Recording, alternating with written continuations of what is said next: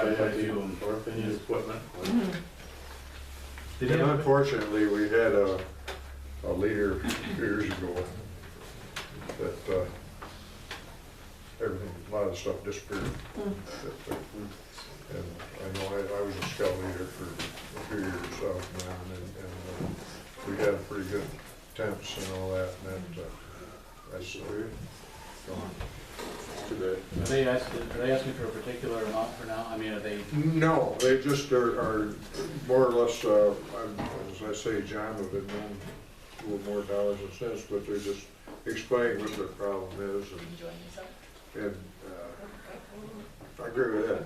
If we can have it kind of open end to where we agree, disagree, whatever, as a board, when somebody comes, so they get or don't get it. Yeah, but is the youth services already set up like that? I mean, it's Well, not specific because it's for Narcissa Prentice, correct? And the docents and that, and the cleaner, isn't that youth services and then the Little League? They're not separate. I think it should be rewritten a little bit, Okay. the way, so a little clearer of what we can do with it. But like to Angela's point too, I think that, instead of just saying, all right, we need $100 here, need $100 there, I think they need. That's not the way it is. No. Accountability. Yeah. Exactly. And I know that we get those old scouts in here in a heartbeat to show us what they're doing, or because the kids love that. I used to bring them before boards and just to show off what they could do, and so, well,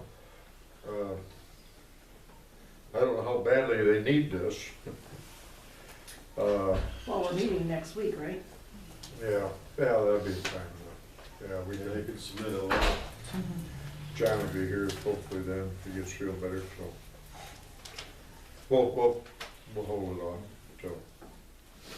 I mean, before we adjourn, I think we're getting close to that point. I got a few documents I'd like to pass out to the board. Okay. Do some homework. I kind of enlisted the help of a geoinformation specialist, given all the feedback that we're getting from folks on wind. So the first one is a view shed analysis. There's a couple extra copies you can pass them down. It essentially shows where you can stand in Prattsburgh and see one of these proposed turbines, and that's essentially the entire map. You'll be able to see one of the 28 proposed turbines from anywhere in the town, pretty much.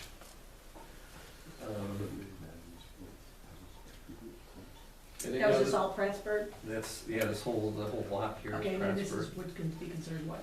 Is that? The red area is not visible, everything. No, is this Prattsburgh still? It's just outside of Prattsburgh. It's all Bogart or something like Yeah. that? And I have a few extra copies of these, I'll pass Where are around. these sites, how are these sites? It's from the FAA information, but and the reason I don't hesitate to put this out now is because if we wait to get it from Terrigen, we're gonna be behind the 8 ball, because that 60-day window is gonna be ticking. Yeah. And the one thing I can tell you from having worked with the person that did this report is that it doesn't really matter where the turbines are. These things are so big that if they're put anywhere at elevation above 1,800 feet, they're gonna be visible anywhere in our boundaries. So that was the first one. I got a couple more, just wanna get through here real quick. The next one is kind of a grid that shows all of our property parcels in a ballpark assessment value associated with those.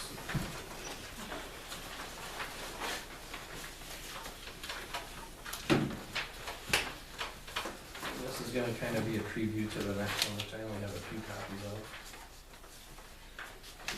So the one that you're looking at now kind of gives a breakdown of the assessments based on the parcels throughout town. Looks a little bit better online where you can zoom in and stuff, but if you look to the middle right portion of the map, you can see the small blocks that make up the town square. So this next one puts circles around the, I drew a 1 mile radius around each turbine, and based on what I could find online, I know that we've been hearing from Terrigen that it's not gonna impact, property values. But the research that I've done says that it's anywhere from, 1 to 2 miles range from these turbines where people have successfully argued to lower their assessments. So what you're looking at here, there's a 1 mile radius around each of those turbine locations. And as you can see, it impacts a good 2/3 of our tax base. So I just wanna make folks aware of this. It's gonna be, to borrow Labella's terms or Terrigen's terms, this will be as fluid as their filings. But again, given the size of the turbines, the exact locations isn't really gonna matter. We know that they're gonna go where the wind blows.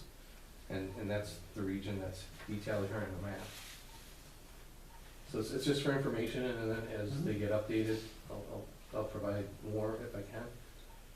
Like I said, I've got a young geoinformation specialist working with me, that's doing some work to build his portfolio, so the data that these reports were generated from would have cost us $250, but he was able to get it for free based on his position. So, Great. yeah, The sites with no data, do we know what those are?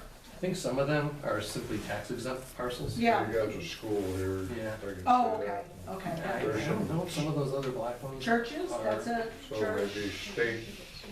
Could be state-owned. churches and could be state-owned. okay, And then county owned Right. some Okay. parcels. okay. And then last, this isn't necessarily tied to the wind, but I know that we talked about doing this and I wanted to get started on it. I didn't want to be distracted entirely by the wind project. So I drafted a couple of letters that I'd like you to take a look at. Let's see, we got some other copies. We'll just go with this one away, apparently I don't know what it is. So this is just a sample letter that I'd like to send out regarding getting started on the comprehensive plan. Obviously, I don't wanna just go out and do this, I wanna have your blessing and cooperation, so I drafted the letter.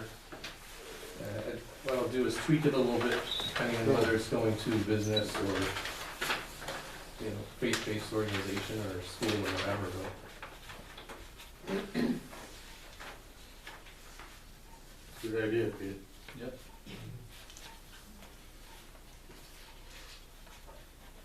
if you wanna tweak it, we can sit down. I tried to catch up with you last week, but you were out winning money, so. I hope you were winning money. I hope you were winning money last week. I stopped by, you were out. No. No. Well, I didn't lose money, my wife did. So yeah, the point is I'd like to get started with it, and if you Yeah, approve of that, well, let's, that approach. let me go through it and let's sit down Sure. and, Okay. I'll appreciate you, because this is something that, Some point, the board should decide how large this group would be and actually formalize it with a resolution Okay. to authorize them to start work on it. Now, do we also by law have to put out a call to people? I would suggest that if you're going to form a comprehensive plan commission or board, that you do that exact thing. Ask for submissions. But it is nice to reach out to specific people. It's good to have these organizations approached. Right, my thought was to send out a letter similar to this and then do a posting in the papers to round out the group. my, being on the other one, our initial, we had too many people. Five, Yeah, I've looked at other committees and they're pretty big. They're working committees, they're doing the data gathering and all kinds of other it's stuff. just, my word, it dragged on and on and on because we had, Yeah, you have opposing factions. it's, it was, we were a long time at it. A Well, long time. I anticipate this to be a lengthy process, to It be was, honest. we were a couple of years. 5 or 7 folks is probably sufficient if you have the right people on Yeah. it. So we had, Know what they're doing. I think we had 9 or 10. Naples had a slew of mine about 5 years ago. I think there were 14. something like Yeah, that. the number I've seen is between 7 and 11. Now, could you have a committee, and then maybe have an advisory committee that You consults. could, and You could throw that's things. pretty much what Naples was, although there were 14 folks on it. Some from the village, some from the town, then there were business folks and different interest groups that were represented. Mhm. It didn't get bogged down too long, they finally got it done. Mhm. And I thought it worked better than it. Since I've been doing this over 40 years, I've seen a lot of times when people, towns or villages go out and hire a professional planning group, and they do all this research supposedly, but Mhm. when you get the final product that you paid 20, 30 grand for, it looks like somebody pushed buttons on a Yeah. computer and printed it out. Template driven. Right. Exactly. Mhm. Well, we had the help Amy Delugas too, which was a big help. She guided us along. And without her, I think we'd still be there. But, Who's that little fee? Right. Who's that little stuff?